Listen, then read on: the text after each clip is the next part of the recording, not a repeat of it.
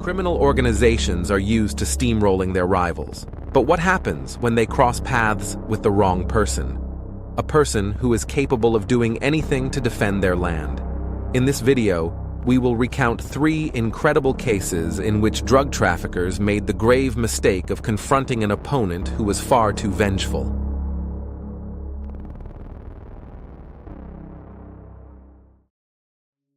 On November 12, 2012, a group of hitmen from Los Zetas showed up at Rancho San Jose, located in Tamaulipas.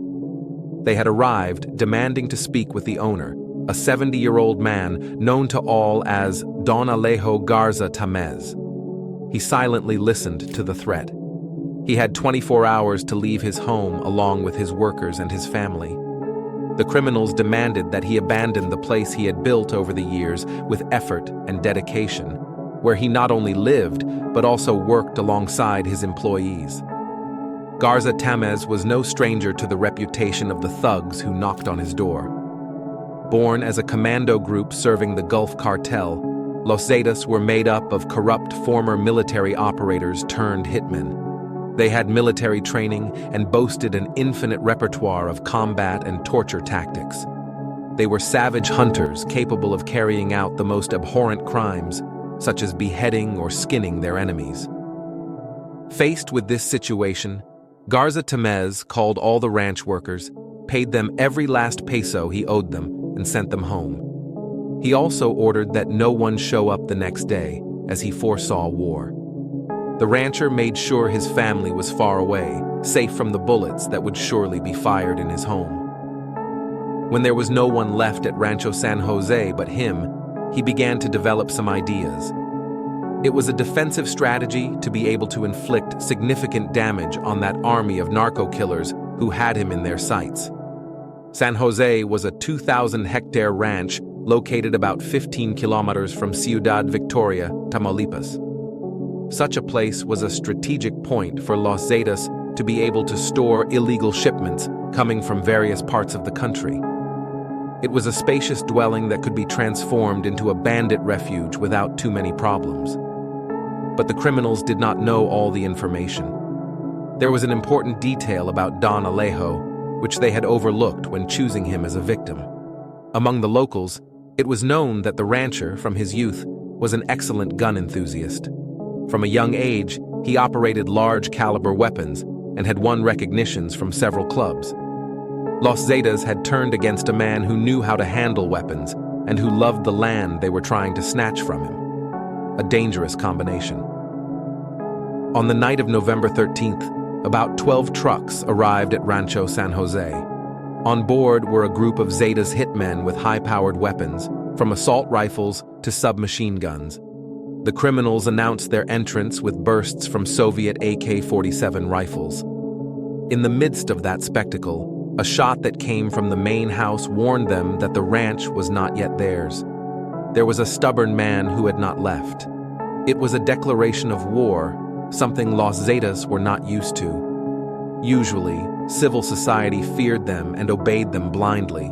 The criminals began the offensive with a second burst of cartridges that destroyed the main entrance. The response was a series of shotgun blasts that destroyed some of the vehicles. That audacity made them furious. No one said no to them, let alone a simple Tamaulipas rancher. What followed was a brutal battle that lasted several hours.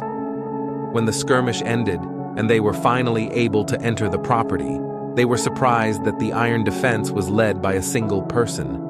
It was dawn, and the gunmen preferred not to take over the property, as they feared that the shootout had reached the ears of the authorities, which happened minutes later. When the personnel of the Mexican Armed Secretariat arrived at Rancho San Jose on the morning of November 14th, they found a desolate postcard.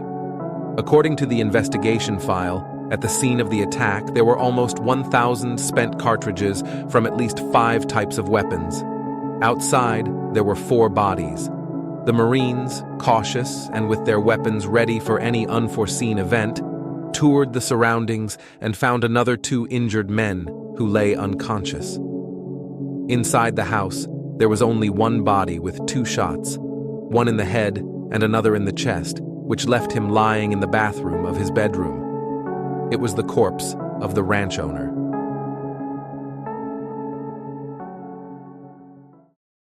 A las 5:30 de la madrugada del otro sábado, aquí adentro se murió un hombre, a balazos, defendiendo su casa, su causa, su credo, su vida. Aquí adentro, a las 5:30 de la mañana, un hombre repelió la agresión de quienes querían quitarle su tierra. Le quitaron su vida, nada más, pero también nada menos. The lesson for the criminals was as simple as it was powerful. There are people who never allow themselves to be subdued. To this day, the story of the man who dared to say no to the most dangerous criminals in Mexico continues to inspire songs and tributes. The memory of Don Alejo Garza Tamez endures in the hearts of the people.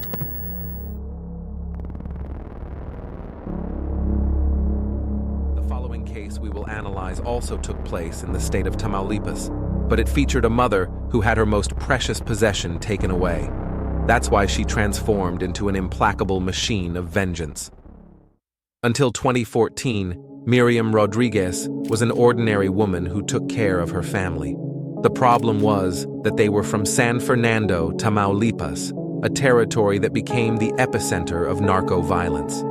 In that city, some of the most horrendous crimes in recent history occurred, including mass disappearances, shootings, and the discovery of graves with dozens of bodies.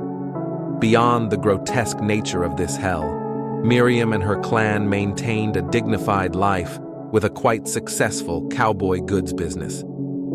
Everything changed on January 23, 2014, when Karen Rodriguez, the youngest daughter of just 16 years old, was kidnapped as she left the family business.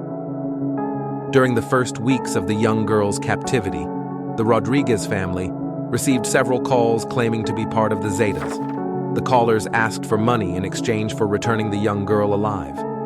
The family agreed in almost all cases, but the return of their daughter never materialized. It was evident that they were being mocked, squeezed for every last drop of money and hope. Fed up, Miriam requested to have a personal meeting with a representative of the hitmen. Incredibly, they agreed. In a small bar in Tamaulipas, known as El Junior, the meeting took place. Next to the woman sat a thin young man of no more than 20 years old. Miriam begged the boy to release her daughter.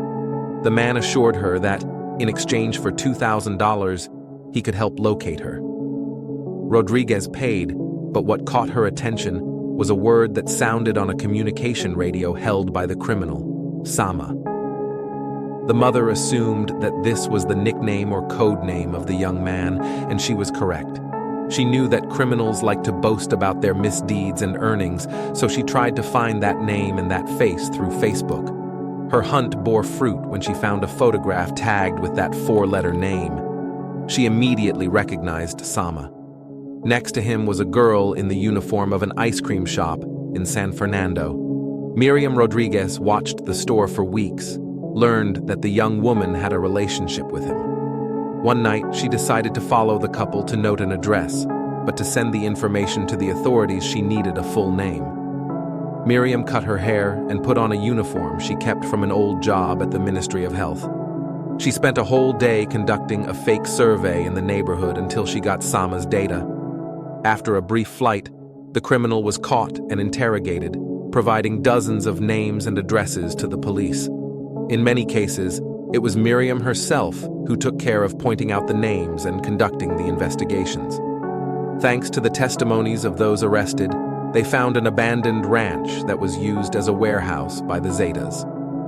After digging in the indicated places, a chilling discovery was made: bones of different sizes. Some were just splinters. Miriam found Karen's belongings there, so she was sure that her daughter had spent the last hours of her life on that ranch.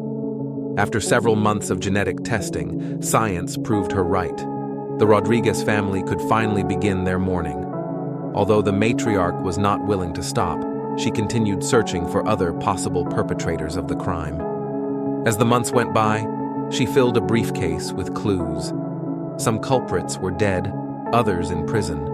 Those who remained free tried to build a new life as public employees, merchandise deliverers, or, in the case of Enrique Joel Rubio Flores, as a believer in the small town of Aldama. Miriam went there and began to attend Mass to spot her next prey. After a week, the police caught him thanks to the information provided by the relentless woman. The same happened with a criminal nicknamed La Machora, whose apprehension reached the media. In a span of 3 years, Rodriguez captured several of the culprits of her daughter's crime. One by one, they fell before the fury of an ordinary woman who was pushed to the limit. In total, she caught 10 people. All received sentences. The problem is that in her search, she became a public figure, an easy target for the Zetas' revenge. In March 2017, almost 40 convicts escaped from a prison in Ciudad Victoria, where Karen's killers were located. Rodriguez was worried and asked the government for protection. Debido a la fuga de los reos secuestradores, hubo una fuga masiva de reos, todos sabemos. Debido a en esa fuga masiva se fugan 2 reos de los secuestradores de mi hija. Uno fue recapturado, pero uno aún sigue libre. A raíz de eso, yo también pedí seguridad en lo que este reo fuera recapturado, que hasta fecha no ha sucedido. The police promised to send patrols to both her home and her workplace, but this promise was only partially fulfilled. The Rodriguez family did not feel safe with the protection provided. However, Miriam did not abandon her activism and continued to help the victims of kidnappings in Tamaulipas. On the night of May 10, 2017, right on Mother's Day, Miriam Rodriguez headed home after work. She parked near the door of her house and got out of the car, unaware that a few meters away there was a suspicious vehicle waiting in the shadows. From inside this vehicle, 2 armed men emerged who fired a total of 13 cartridges at the avenging mother, killing her instantly. Las primeras investigaciones señalan que la noche del miércoles, hombres armados la atacaron afuera de su casa y le dispararon. En 2012, su hija, Karen Alejandra Salinas Rodríguez, fue secuestrada. Y 2 años después, la mamá encontró su cuerpo en una fosa clandestina. Desde entonces dedicó su vida a apoyar a mujeres que, como ella, perdieron a sus hijos. En marzo pasado, luego de la fuga de 40 reos del penal de Ciudad Victoria, Tamaulipas, Miriam Elizabeth Rodríguez acudió a la Comisión Nacional de Derechos Humanos para pedir protección, porque entre los presos que se escaparon estaba el homicida de su hija. So ended the epic journey of a woman who became a symbol throughout Mexico. When the Zetas attacked her family, they never imagined that they would earn a formidable enemy who finally managed to put them behind bars.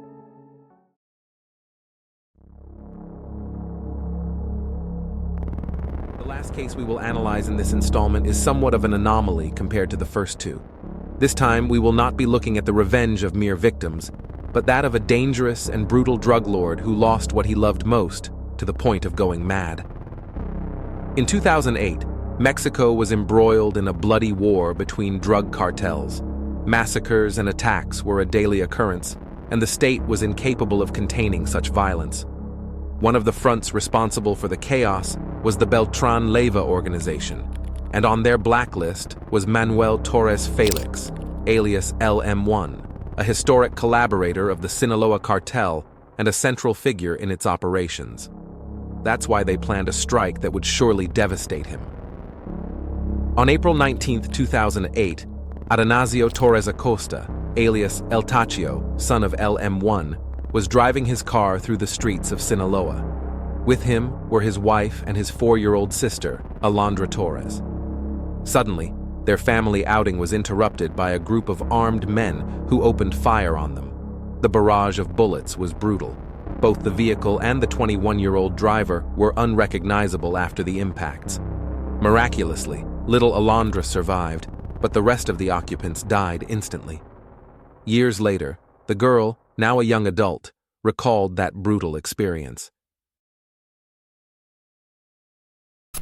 En el brazo tuve un accidente hace 13 años más o menos, donde falleció mi hermano. No me gusta mucho entrar en detalle en eso, pues siempre he evadido, no lo he evadido, pero no me gusta responder a detalle por No Sí, me sí, gusta recordar, cuestiones pues. tuyas, sí, sí, Sí, sí. pues ya son más personales, pues, pero... Fue un accidente. Sí, un accidente que tuve hace 13 años y pues no me gusta entrar mucho en detalle en eso.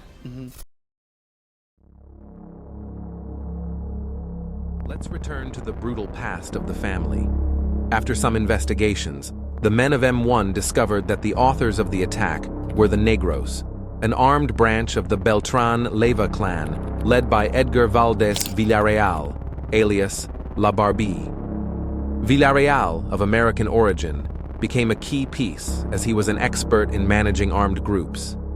His area of operations began in Tamaulipas and later expanded his influence to Nuevo León and the states of Coahuila. To confront this group, the M1 command gathered several relatives of the Torres surname to carry out their revenge. Thus were born the Torres, one of the most powerful hitman fronts in Sinaloa. The culprits of Takio's death were kidnapped one by one. In captivity, the hitmen were beaten and tortured using fire and electricity. Stripped wires and red-hot metals were frequent instruments in these operations. The torment session had no other purpose than to cause death, but in a slow and painful way. The Torres were not looking for information. They already knew who were responsible for Takio's death. Gradually, the M1 became more and more aggressive, losing the little sanity he had left. He was not content with ending a couple of low-level killers. He wanted to end the police and high-ranking responsible.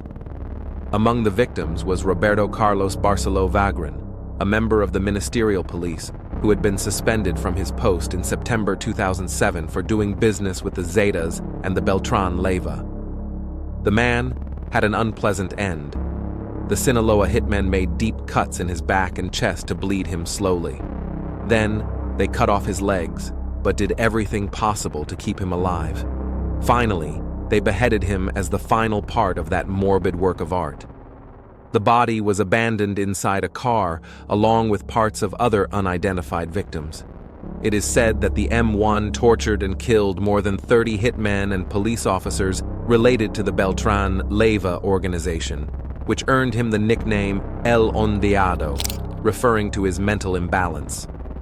Such a number of victims caught the attention of the national government, which sent more than 2,000 soldiers to pacify the chaos originated by the murder of the young Takio. Anti-drug operations became more and more frequent, and in a raid, the authorities managed to find photos of the M1, which facilitated his capture. In the early morning of October 13, 2012, around 2 in the morning, personnel from the National Defense Secretariat carried out a capture operation to find the narco. The mission was carried out in the town of Oso Viejo, belonging to the municipality of Culiacan, to kill the criminal. The security elements carried high-caliber weaponry, including machine guns and assault rifles. After a series of confrontations, the law emerged victorious. Thus died one of the trusted men of Chapo Guzman and Ismael El Mayo Zambada. As we anticipated in the introduction, the narco fronts are used to taking the world by storm. They never fear reprisals or consequences. Their actions are marked by impunity and lack of scruples. What they don't know is that from time to time, their paths cross with those of people determined to take revenge. Whether it's an honest rancher, a mother thirsty for revenge, or a sadistic narco. You have to be careful who you mess with. In this way, we reach the end of the video. If you liked this content, we invite you to subscribe and activate notifications. This way, you can receive all our news. Without further ado, we say goodbye until the next video. Thank you for joining us.